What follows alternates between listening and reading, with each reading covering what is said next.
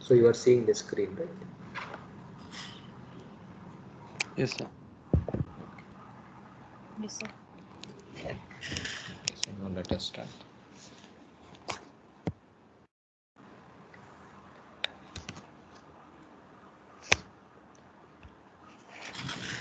Yeah, so now, so if you just see last class what we have done. So we were discussing, this buckling of these arches. Okay?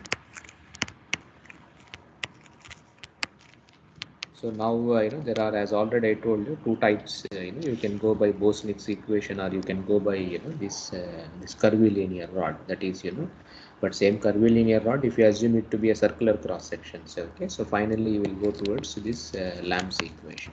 Okay. But if you want to make things much more general and much more complex, say, so there is this Lamb's equation itself. You can incorporate all those things itself, like suppose you can write this Lamb's equation. So that is any simplified form we have written. So if things are, if radius of curvature is not constant, say, okay, so the radius is not constant.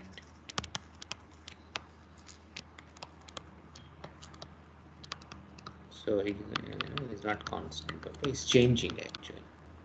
So then that equations we derived previously. Okay, so that is general curvilinear rod we have derived, and then we said for r is equal to a constant. You see, then we have derived the equation. We wrote in terms of phi itself. Suppose if you want to do a general, say radius of curvature is changing. So if you are having a shape something like this, okay, and then you want to try to buckling, for this type of complicated shapes, same equations whatever we discussed the last class say, okay, so we can still write the equation. It's slightly complex. Okay, so this equation will be ei. Okay, so rho dash sorry, rho into u dash. I think this is the fourth order derivative comes. So one more derivative comes plus rho, so u by rho. Okay, so this also triple dash. So you can see the equations are very very complex. Okay, so this dash also is there. So plus 1 by rho u dash. Okay, so triple dash plus 1 by rho, so u by rho double dash. So this is the first part of the equation. Okay, you can see it's extremely complex kind of. Okay, so rho square into q. Okay, so rho into u dash, and you have once again the two derivatives is there, then u by rho. Okay, dash and finally this also has to be this one. Okay, so this is equal to 0. So q is your radial load, and of course we have neglected p and other things. Okay, so this is how so this u is nothing but you see the tangential displacement.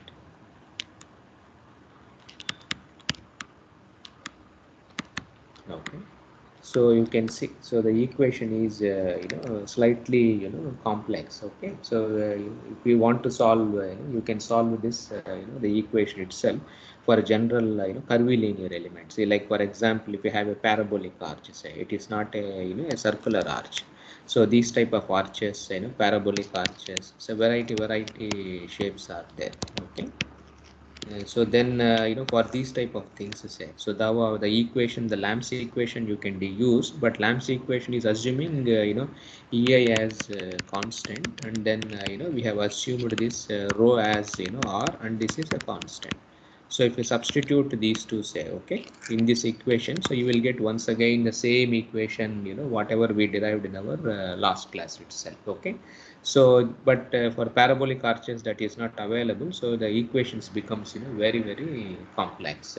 So this is the most important thing you should know. Okay, so for arches, the closed form solutions are very very difficult to establish. Okay, when compared to beams or other type of the structures.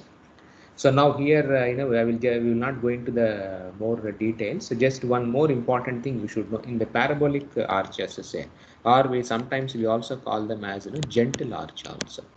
Okay. Or this parabolic arches, essentially one most important thing happens, or even a circular arch also if you take very little itself. So if you have an arch like this, say, okay, so it is simply supported or whatever. Okay, so now if you take this is a L. Okay, so this is our axis of the arch itself. So now so this is our f say. Okay, so this is our criteria. So if f by l, if it is less than 0.3, say we call them as something like a gentle the arch kind of a thing. So even a circular arch itself, if you take full semicircle, say it will be like this. But if you take only some small portion here, so this also becomes a gentle arch. So when you are having these type of arches, say, where L is more and F is you follow, right, like a gentle, this is at the crown. So the crown depth or whatever, the crown height. So now here in these things, what happens is, if you see the buckling mode shapes, say, okay. See, generally last class, what did we say? How arches are going to buckle? Now, see how arches are going to buckle, what type of mode shape they are going to buckle. We have seen, right, last class, fixed, or even, we have this hinged arch. So what type of shape we got?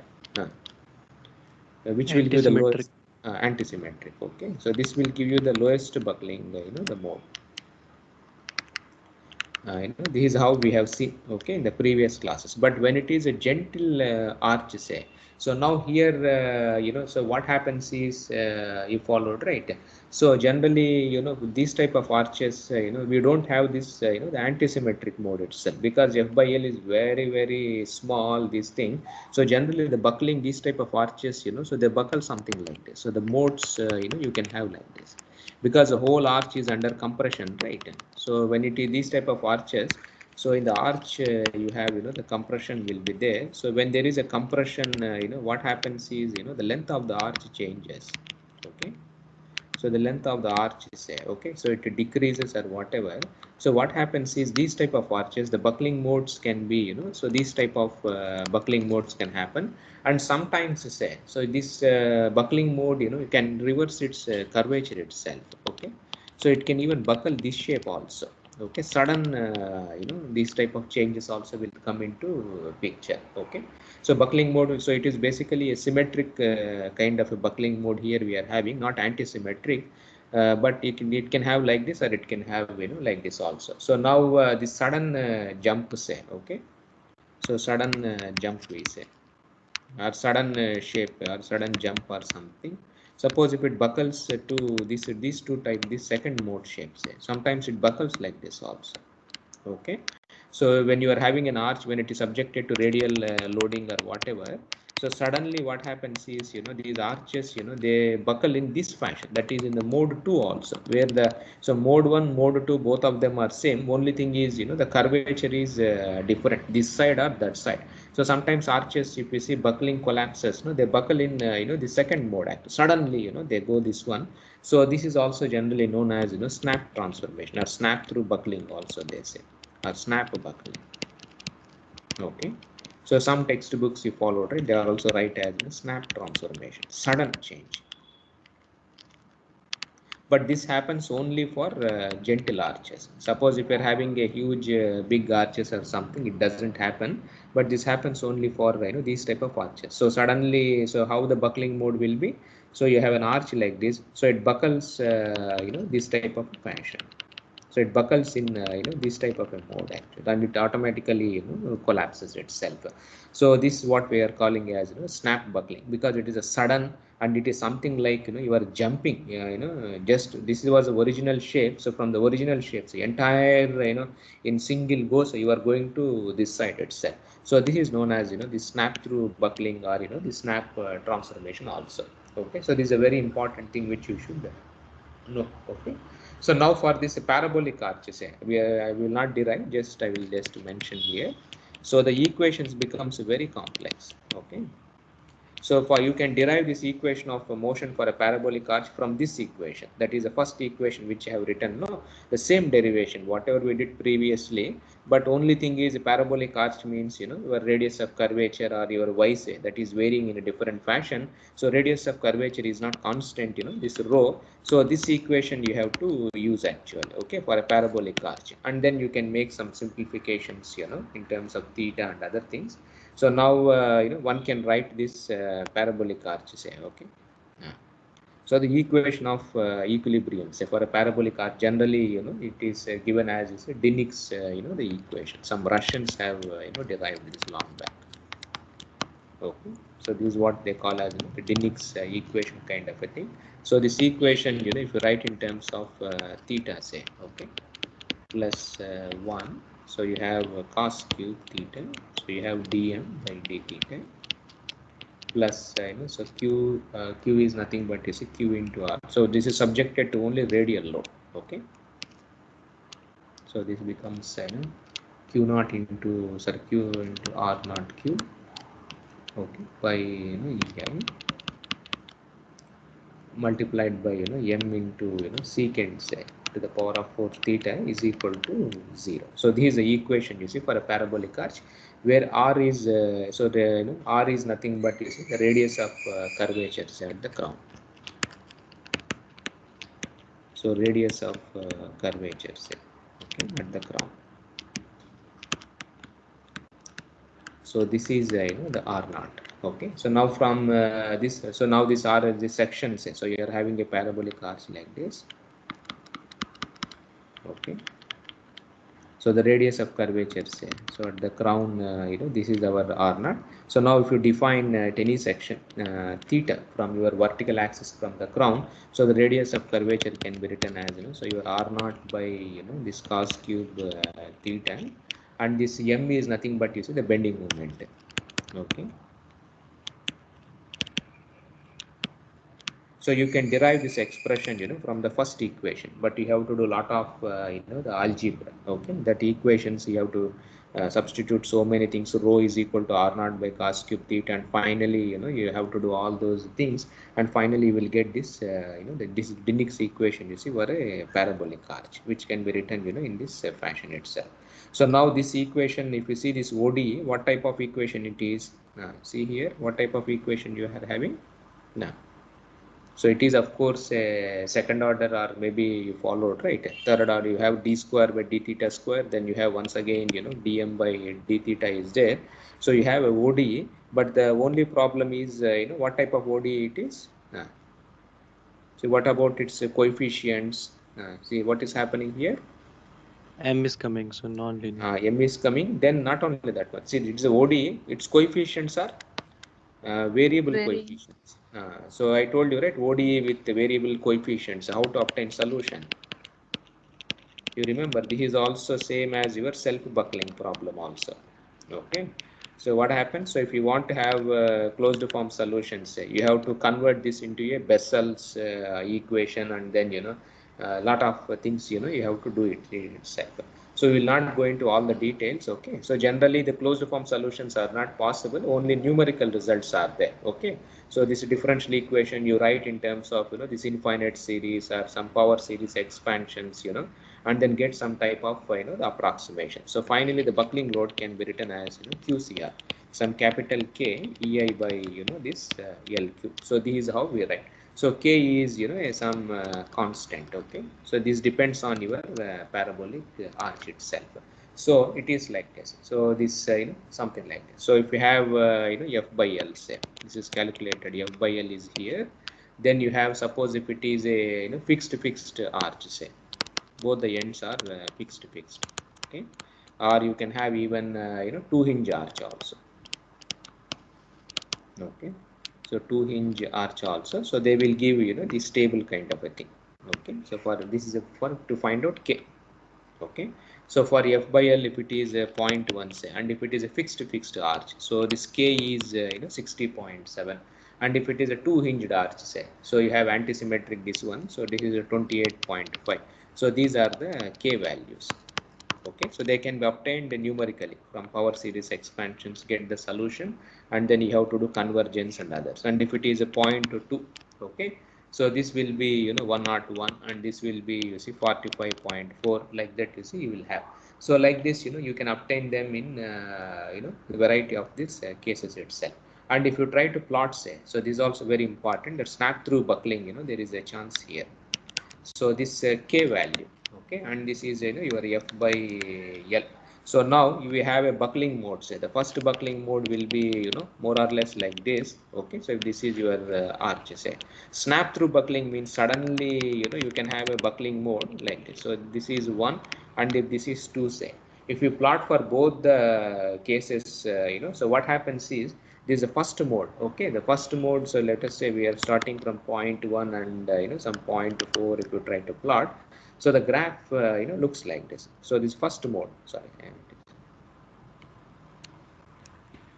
No, so the first mode, the first buckling mode, say it is something like this. It goes. Okay, so this is our first buckling mode. Now the second buckling mode, which is this snap through buckling. So if you try to compute its values, so it goes like this, and then suddenly after some time, it automatically, it goes like this. So this point, say, okay, so 0.3. So now, so this is second mode actually. So now you followed, right? So when your f by L, say, so this is less than 0.3. Okay, so if it is less than 0.3, say, now what type of buckling mode, how this arch is going to buckle? So this arch is going to buckle in the first mode actually. Now when f by L is more than 0.3, so if it is 0.4 or 0.5 or something, so the second mode value will be the lowest value. Okay, so this will give you the lowest value. So now for these type of arches, say, so you can say that they all buckle through the snap through buckling. Okay, the snap buckling or something, you see, which you have. So snap buckling is nothing, it is just a curvature change. Okay, so the sudden change, this side everything comes, this side itself. So this happens. So this is a very, very important thing. So if you're having any parabolic arches or any arches, gentle arches, so this 0.3 is a like a thumb rule actually. Okay, you should remember. So if it is a 0.3, say, then there is a chance of this type of snap through buckling, and you may have to do provided ties or something like that. You have to use it in your design itself. Okay. So these how the parabolic arches. Of course, the equations are complex. You can solve the equations through some power series or infinite series, or maybe you can convert them into Bessel's equation, and you can solve and you can get this constants. Okay, so the buckling thing is expression is same. That is like a pi I by L square or whatever. So this we write like this. So this formula. Okay. So constant K depends on your F by L, and it depends on your boundary condition, fixed or two hinge arch, like this. So like for example, if you have 0.1, say, okay, so you can just see. So fixed will be more than this 28.5 itself. Now here when F by L is a 0.1, so what type of buckling it has to happen, mode 1 or mode 2 from this graph?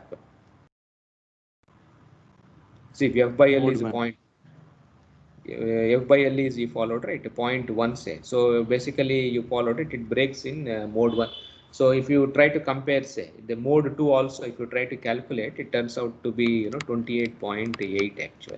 Okay, so which is very, very small. So this is which I'm writing in the bracket, it is for mode 2. You followed. So mode 1 is this thing, mode 2 will be like this. When it is a 0.2, say, so this becomes 46.1. So this is mode 2. Okay, so still mode 1 is the lowest. Now suppose once it crosses, say, okay, so then automatically things will change actually. Okay, so like this you can calculate, and you can format all these numbers itself. Okay, so now similarly, now this is Sir, I one have a thing. question. Please. So, actually, if the arch is becoming more shallow, Uh, like if F by L is decreasing, then it uh, should be susceptible to snap buckling, right? Why yes. is it the other way around? No, no. One more thing. I think I missed one more point. See, now here, what happens is this snap through buckling. Say, so this also it happens. This mode. Then there is also when snap through buckling means the curvature changes. Sometimes it also buckles. This type of format also. Okay. So this also happens. You can have a buckling mode shape. Like this also. I think I missed this. Okay, so snap through buckling means it is not only the two, it can have even this third shape also, sudden change. Okay, so sudden this 2 and 3 also. So this also is one type, and you have to calculate all the possible cases, and this will also may happen actually. Is it fine? That is okay, but Yeah. if the height is very less, then snap through will be more, right? Like the chances for snap through will be more, right? Height is more means what is that you Uh, want to say? uh, Hmm. Height is less, sorry, not more. So in the sense F is very less. If F is very less, then snap through will be easier to obtain, right? No, that is true. But if you what you have told is perfectly fine. See, now if you see these numbers, say, okay, I am writing only for the parabolic arches. Okay. What you told is fine, but we are writing only for the parabolic arches. Maybe for some other type of this one, say, then you can have this mode also may come into picture.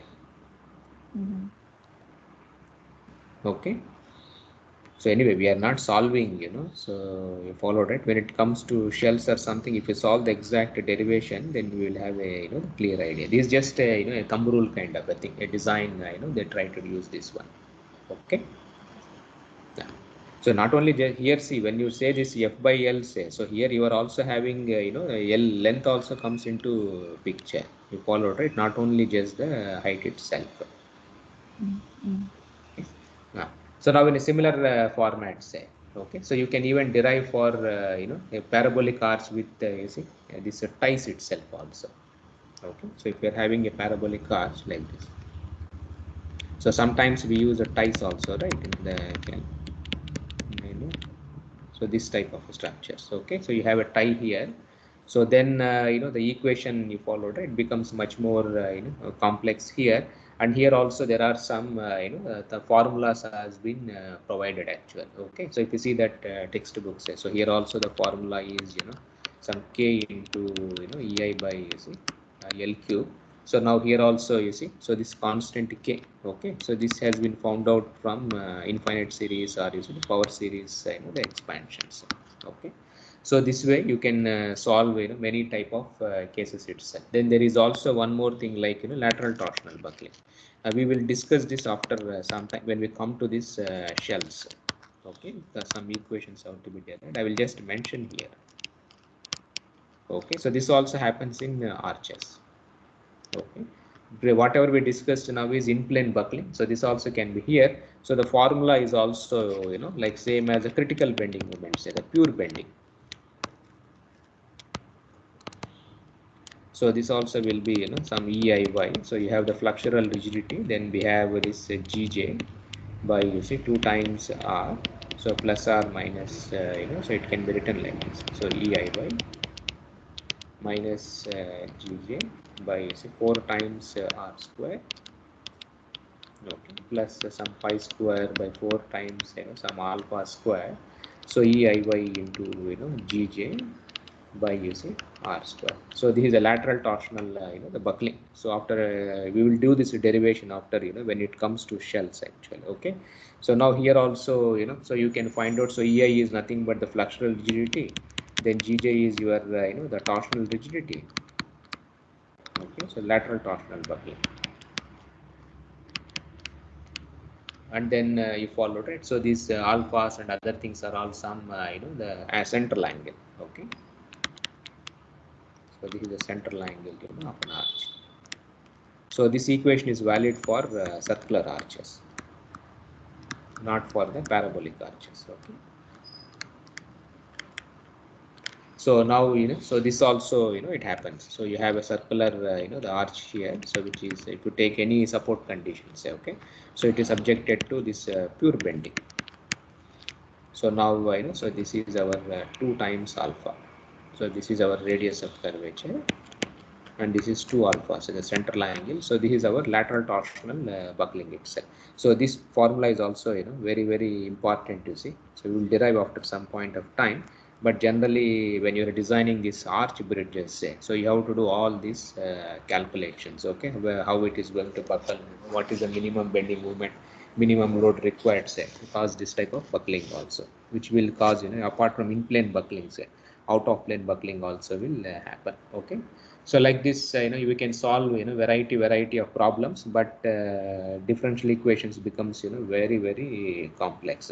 So if you are really interested in arches, say, okay, as already I told you, not many textbooks are there where the detailed derivation will be given, but you can find out in the research articles are there. Okay, so several research articles are available in papers. Okay, so this fellow is one famous professor, Bradford. So if you type in Google, so you will get his, he has worked, I think, extensively on arches only, that is essentially steel arches, So he has done so much of ASC, several papers are there.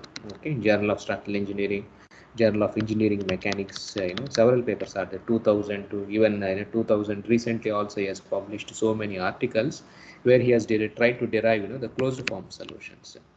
Okay, so he has tried to derive closed form solutions for variety cases, like you have a parabolic arch with the concentrated load. Okay, so he has tried to get the closed form solution. Then you have lateral torsional buckling of parabolic arches. Then he has done a variety of cases incorporating this non-linearity also. Okay, so nonlinear equilibrium equations he writes, he tries to solve in closed forms and give some charts and other things. So variety of articles are there. So if you are interested, you just go type it in Google. So his papers are there. So maybe I will forward one or two papers, for you. Maybe you can do some derivations also to understand these things in a nice fashion. Okay. So fine. So with this, we will close our this arch business, but we will come back to this arches when we go to shells. Okay, because there we will write the equations in cylindrical and spherical coordinate system. So then we will derive these formulas. Once again we will see essentially this we will see it in detail. When it comes to shells itself. Okay. So now we will go to our next topic. In our thing, that is this buckling of the plates. So this is also very, very important. Okay, so this is a very important topic. So now generally, a lot of applications are there. You have read plate girders. So in steel structures, you would have studied in your IS that C, our steel design courses. So design of plate girders. So in design of plate girders also, we have with the stiffeners. You remember, you would have designed with the horizontal stiffener, that intermediate stiffeners, we provide to arrest buckling, so local buckling, you would have seen, remember, so local buckling, shear buckling, all kinds of things we would have studied actually. Okay, so when you are having, you remember a plate girder, when you design, say, if you have a huge plate girder, so we provide stiffeners actually here. Then sometimes we also put, the longitudinal stiffeners also. Because these plate girders, they are very, very thin, the thickness of the plate will be very small. So all of them, there is a chance of buckling here. So we provide stiffeners also. If you see in our IS codes, say, in our IS 800 also, there are a lot of formulas are there, how to design this stiffener, how to design this plate girder. So all how to avoid buckling, says, and because buckling is a major phenomenon in this plate girder, so many things are available in our IS code also. Okay, so several codal formulas are there. So now to understand those formulas in better fashion, you see, so one should know this buckling of this plates itself. So so for this, we should know this plate theory. So now in plates also, so there are two types of theories are there. One is a thin plate, thick plate. Okay, so where you do all this, some higher order terms you incorporate, or if you don't incorporate, say. So two types of theories are generally used actually. Okay, so we will discuss both of them. First, let us see this Kirchhoff plate theory. Okay, so just these are just the names, these are some Kirchhoff plate theory, we call this itself. So this Kirchhoff plate theory is nothing but extension of your Euler-Bernoulli beam theory. This Euler-Bernoulli, this beam theory. So now so it is for a beam. Now we have extended to plates. So now what are the basic assumptions in Euler-Bernoulli beam theory? So what do you do in Euler-Bernoulli beam theory? So if you are having any beam, say, what do you do? Plane section when plane. Plane section. So finally, what are that? So if this is your beam, say the 3D beam, what you have. So what to do? Plane sections remain plane. We do all those assumptions, and finally we reduce a beam to a straight line actually. Okay, which is nothing but centroidal axis. You followed. So whenever you see a beam, say, because plane sections are rigid, so finally so the whole beam is reduced to a straight line. They will simply act as a rigid bodies. Okay, so everything is compressed to a centroidal axis. Now similarly here also, so when you are having a plate, say, so plate is also, you followed, right? It is also 3D kind of a thing. You have plate. Now what happens to your plate when you assume plane cross sections are rigid? Now what happens to the plane? So what happens to your plate? So now, so beam has collapsed to a straight line. So it is a centroidal axis here. So if you assume here also plane sections remain plane and all those things, what happens? So whole your 3D plate will collapse to a surface only. Okay, just some a surface kind of a thing you have, centroidal surface or something you can call.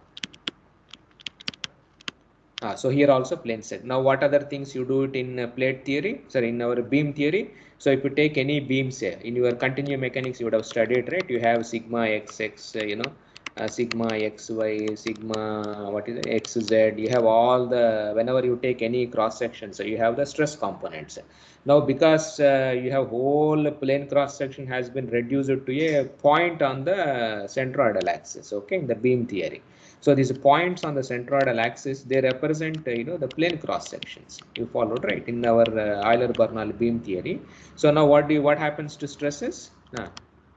What happens to stresses? What do you do in Euler-Bernoulli beam theory? Now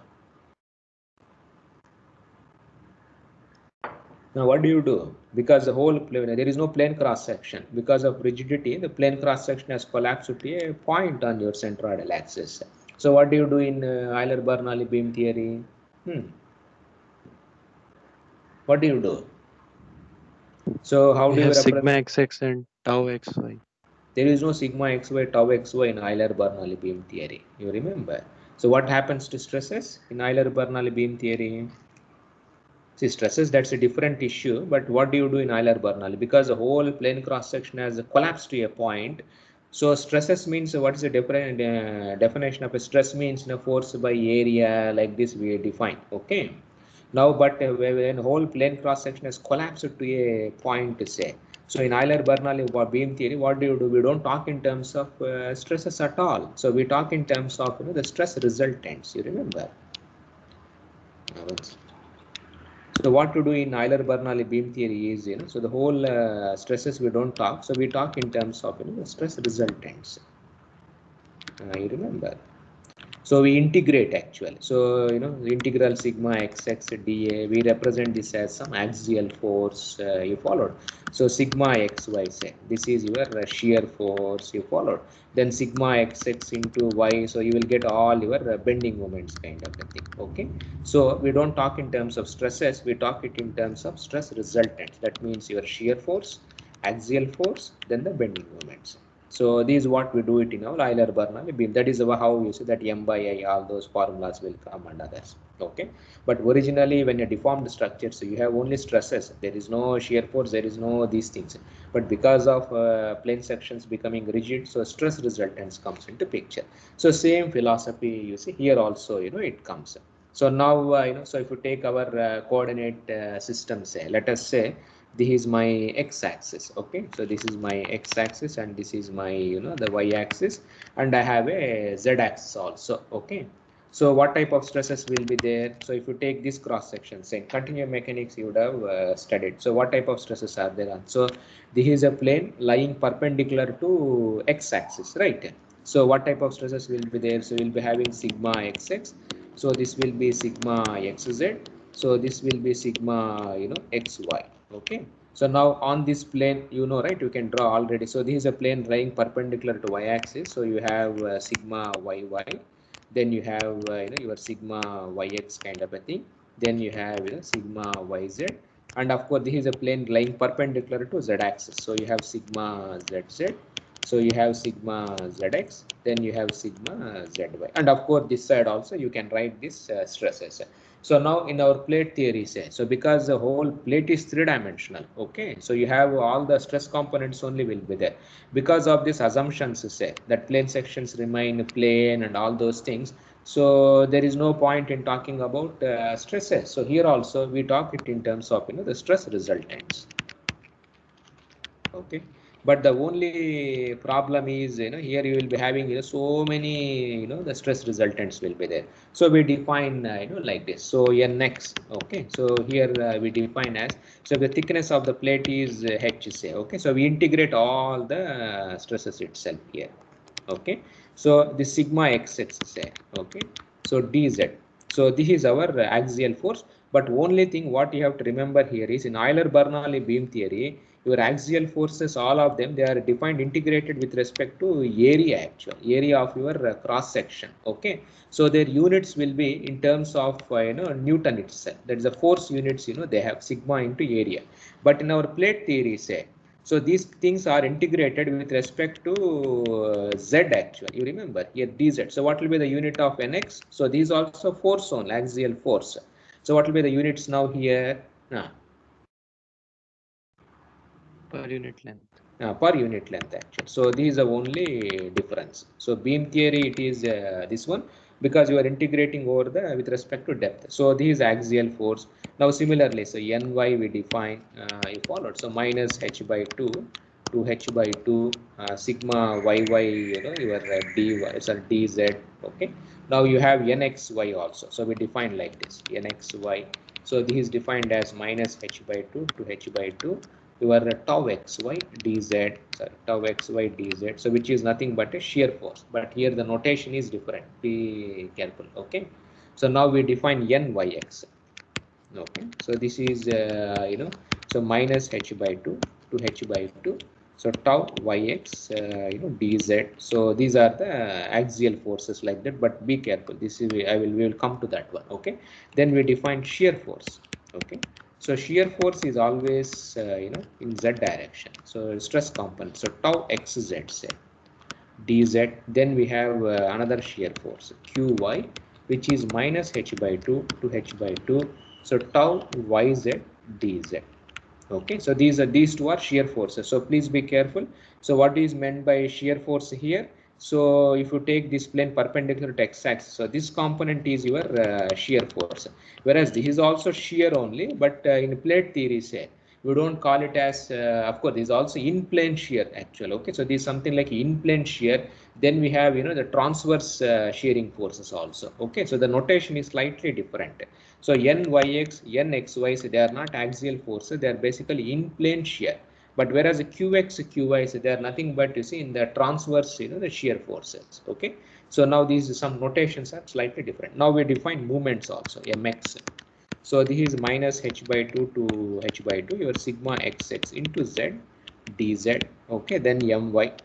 So this is minus h by 2 to h by 2. So sigma y into z into dz. So these are all the stress resultants. So then we have mxy minus h by 2 to h by 2, your sigma xy, say, okay, into z into dz. Then you have yx, okay. So minus h by 2 to h by 2, so tau yx into z into dz, okay. So these are the stress resultants. So now how many stress resultants are there? See total, if you try to count, say, so 1, 2, 3, 4, 5, 6, 7, 8, 9, 10. So 10 stress resultants are there actually here, okay. So if you write them, so if you just write all of them. So if you have nx, ny, then nxy, then yx. So these are all in plane, okay, in plane, normal and shearing forces, okay. So this is a difference, okay. And of course you have qx, qy. So these are the transverse shearing forces.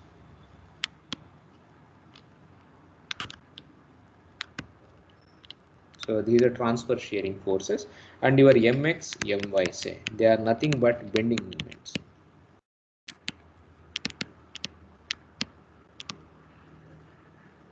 Okay. Then your mxy and myx, they are your twisting moments.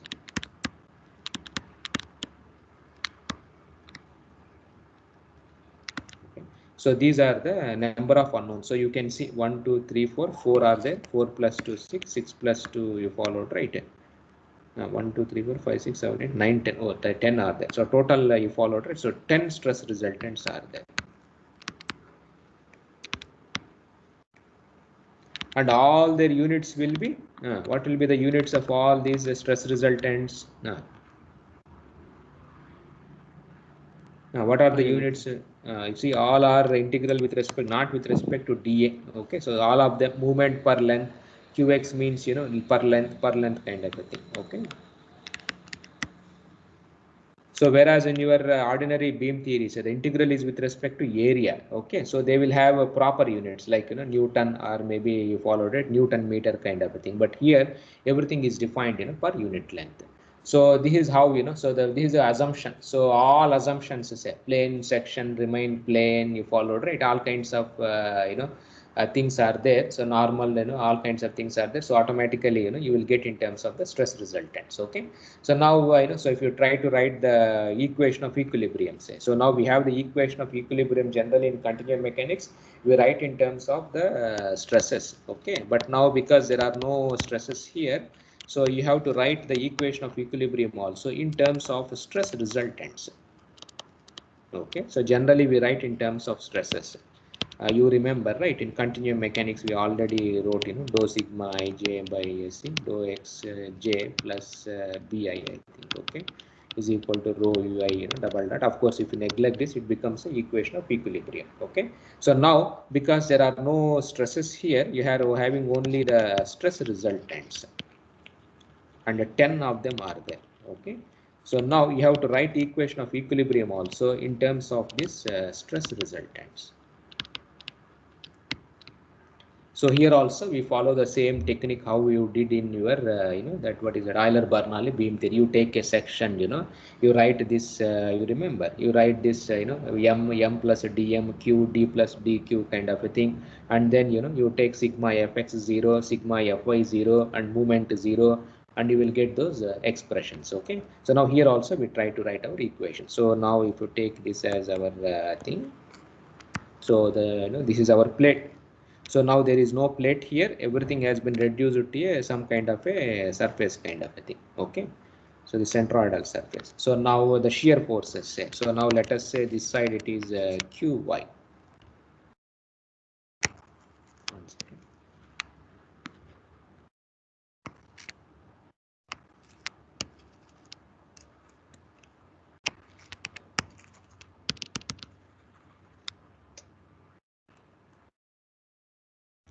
So now let us say this is oh god.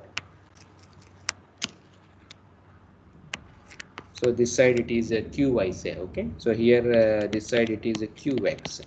So this side, you know, you write as you see qx plus dou qx by dou x into dx. So just expand in terms of a Taylor series. Okay, so generally this is how we write for a beam also cubed. But there, you have only, you see, one shear is there, so that was fine. But now here, you are having, you see, two times these shears are there. So now if you take this as dx, say, and this as dy kind of a thing, so you can express in terms of the Taylor series. So this side it will be, you see, qy plus dou qy by, dou y into dy. So these are the bending shears. Sorry, these shears. Or, the transverse shear also. Now you followed. So these are for the shears.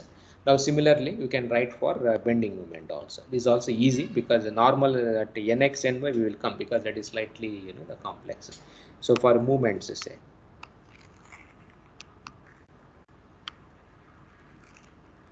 Okay, so this is our plate. So I will try to draw the sections.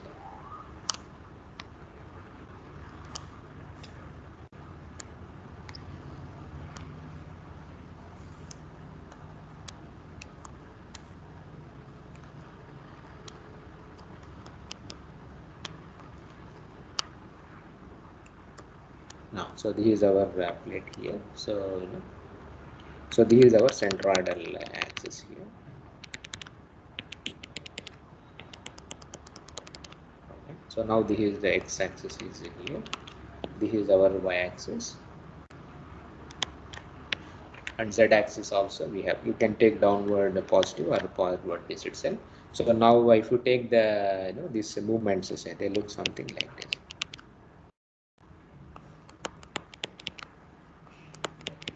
Now so this is our movement here.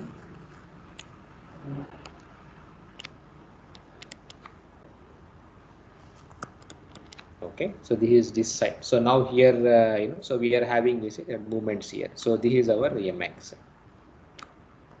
Okay, so because other side also we are taking, so we can this side also. So this is here and I have this. Okay, so now let us say this side it is mx. Okay, so this side it will be, if we expand in terms of Taylor series, say mx plus dou mx by dou x into dx. Okay, so this is how we write it. So same as a beam theory, whatever we have done, so same thing. Now similarly say, so now we try to for mxy. So now on this side you have another movement also is there, which is you have this mxy. Okay, so here also we write so this mxy, so which is like this, it is acting like this. Okay, so this also is the twisting moment we are calling as mxy plus dou mxy by dou x into dx. Okay, so expand everything in terms of Taylor series. Now here also we have now two movements will be there, this side and this side. Okay, so if you call this as the my, and this one say you have myx. Okay, so now this side you can write and expand in terms of the Taylor series here. So this becomes so this is myx plus dou myx by dou y into dy, and similarly you have this also. So this moment, so this is my plus dou my by dou y into dy. Okay, so these are the movements on the all the sides. So you see here the notation. So mx is nothing but what it is trying to the beam say. So you can see mx my, they are trying to bend the beam, whereas mxy and myx say they are trying to it is like a twisting kind of a thing. Okay, so you can see from this figure. So these are bending moments, but whereas your mxy and then your myx say, so they are nothing but our twisting moments. Okay, so now, so only thing is, you see the equations are very easy to derive. It is same as whatever you have done for a beam, you are doing for a plate itself. But only problem, only headache what we have is, so in there we had only shear force, bending moment, axial force, that's all. But now the problem here is we have 10 such stress resultants. That's why the problem becomes, you see, the more complex kind of a thing. So now we have to write for this the shear force, that in plane normal and in plane the shear itself. So this is slightly complex. So here, because the plate is bending right in z direction, say, so you have to take the components also. So this is x and this is y. So because our plate is bending, say, okay, so this is our plate.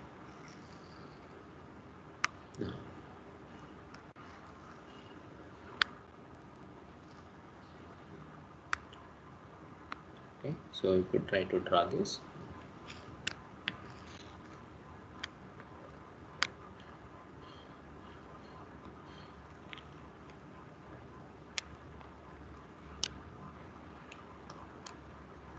Now, so this is our plate itself. So now so what is happening here is, because in z direction, say the plate is it's bending. So now if you take this angle, okay, so these angles also you can define. So this angle, say, so if w is the deflection of the plate, like we have for the beam, right, dy by dx, like that we write. So if this is our deflection, say, but in the plate, what is the problem is so your plate is bending in, sorry, this deflection is happening within both the directions.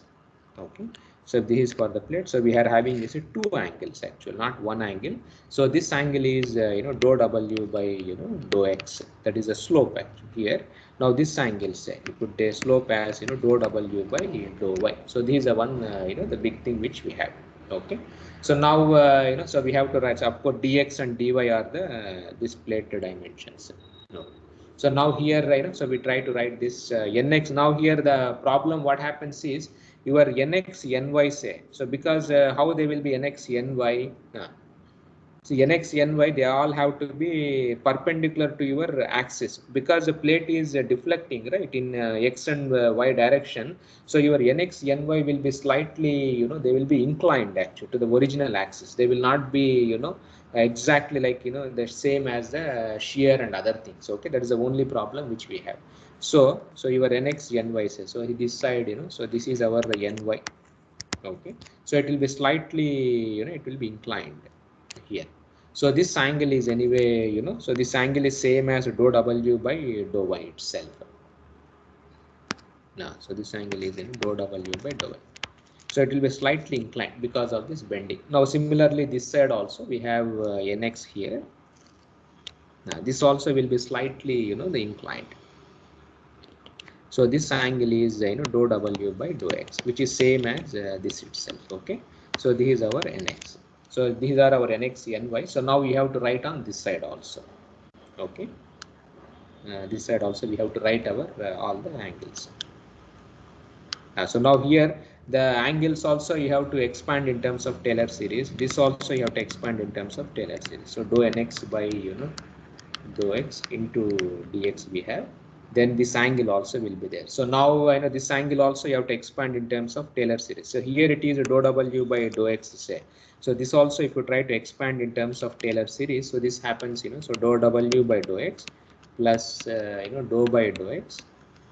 So dou w by dou x into dx. So this is the angle here. So similar fashion here also you have to incorporate this angles. So this is our ny plus dou ny by dou y into dy. So this angle say, so this also has to be expanded. So here it is dou w by dou y. So this becomes dou w by dou y plus dou by dou y. Sorry.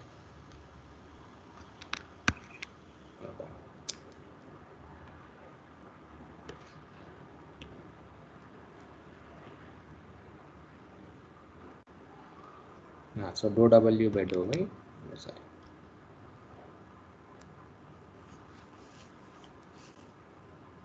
Plus sign, so dou, sorry.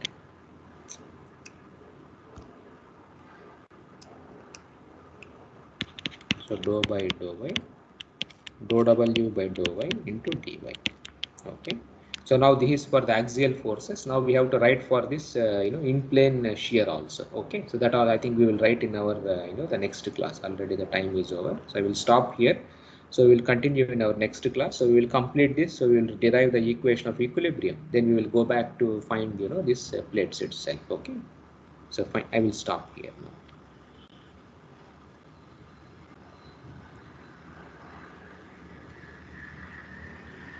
So if you have anything to ask, you can ask.